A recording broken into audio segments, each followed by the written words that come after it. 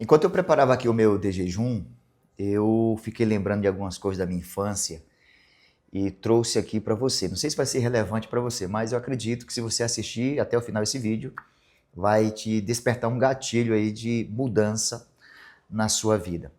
Então veja, eu estava preparando aqui o meu café da manhã, não sei o que é que você come pela manhã, tá? Ó, mamão, banana. Eu gosto de comer ovos cozido também, cozido, ó. Preparei, foi 4, mas a minha cachorrinha eu doei um para ela. E aqui um potinho de iogurte, tá? Aqui tem um salzinho para colocar nos ovos cozidos. Mas enquanto eu preparava aqui o meu de jejum, eu estava me lembrando aqui da minha infância. Talvez a minha infância, ela foi como algumas infâncias, né, de algumas pessoas nesse Brasil afora aí, não sei se você já passou por dificuldades. Chegou uma época da nossa vida, digo da nossa porque eu morava com meus pais, né, era ali bem pequeno, que o papai, ele não tinha R$ 1 para comprar sequer um pão para os filhos. Nós éramos 6, nós somos 6, né? Nenhum, graças a Deus, faleceu. Então nós somos 6 filhos. Imagine você criar 6 filhos em uma época desafiadora, porque hoje, queira ou que não queira, nós temos aí Bolsa Família, Vale Gás, enfim, nós temos o auxílio do governo. Naquela época, o auxílio do governo, se já existia naquela época, era muito escasso. A gente não tinha tanto acesso como se tem hoje, entendeu? Então, assim, as dificuldades eram tantas. E aí eu quero que você compreenda que as dificuldades que você passa hoje não significa que essas dificuldades elas serão eternas, tá? Grave muito bem isso. A dificuldade de hoje, elas vão passar amanhã. Elas não são eternas. E em cima do que eu estou te contando aqui, eu me lembrei de uma história real que aconteceu com um tio meu, né? Meu tio Antônio. Ele estava passando tantas dificuldades, veja como de dificuldades eu compreendo. Tantas dificuldades que ele resolveu vender o botijão de gás dele. Agora preste atenção. O único bem valioso que ele tinha era o fogão e o botijão, né? Estou falando de bens materiais. E a dificuldade apertou tanto, tanto, que o coitado, ele desejou vender o botijão. E procurou um ou outro. E a escassez financeira era tanta que não tinha ninguém que comprasse esse botijão dele. Você acredita? Então ele recorreu ao pai, porque ele já tinha pedido muito dinheiro emprestado ao pai, não pagava, etc e tal. Aí ele foi lá ao meu avô, né? Vovô João. E oferecendo esse botijão de gás. Meu avô não comprou esse botijão de gás, não arrumou dinheiro a ele, mesmo porque ele não tinha. Mas meu avô falou uma frase, e essa frase ecoa na minha mente até hoje.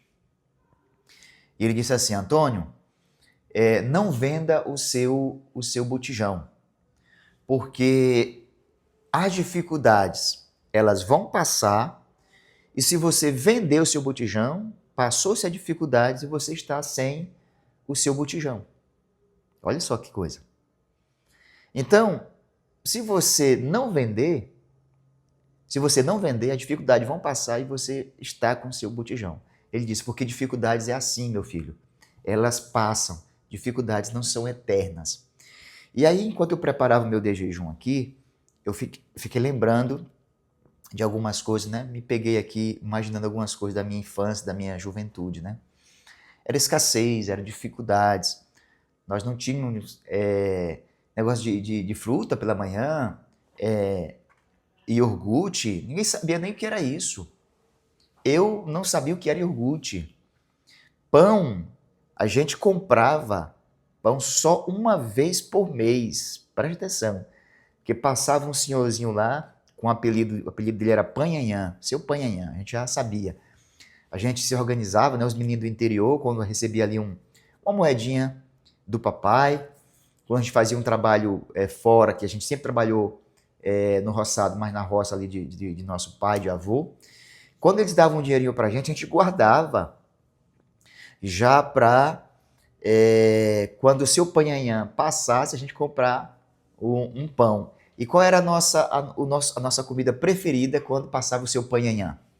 Era comprar pão e din-din. Eu não sei como é que chama na sua região aí. No norte chama de chopp, né? Em outras regiões chama dudu, geladinho. Então a gente guardava aquele dinheirinho ali um mês praticamente, para quando o seu panhanhã passasse, a gente lá, aquele monte de menina, aquela alegria, ficava ali ao redor do seu panhanhã. E a nossa ostentação era quem comprava mais pão e mais din-din. Já pensou?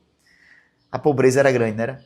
E era uma alegria, rapaz. Eu fico lembrando aqui, era uma alegria tremenda, aquele nosso movimento ali, mesmo em meio à escassez, mesmo em meio à pobreza, mas a gente era feliz. Aqui vai uma outra lição. Consiga ser feliz com aquilo que você tem agora, tá? Não espere você ser feliz quando você melhorar a sua situação. Veja algo aí, mesmo em meio à pobreza, mesmo em meio a dificuldades.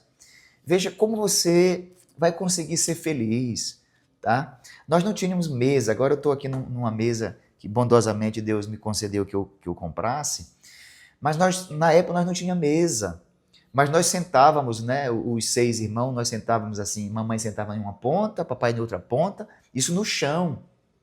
E nós sentávamos ao redor para ali a nossa alimentação, sempre mais na janta, né? Porque no almoço nós estávamos na roça, no roçado, mas na janta a gente se encontrava ali e sentava no chão.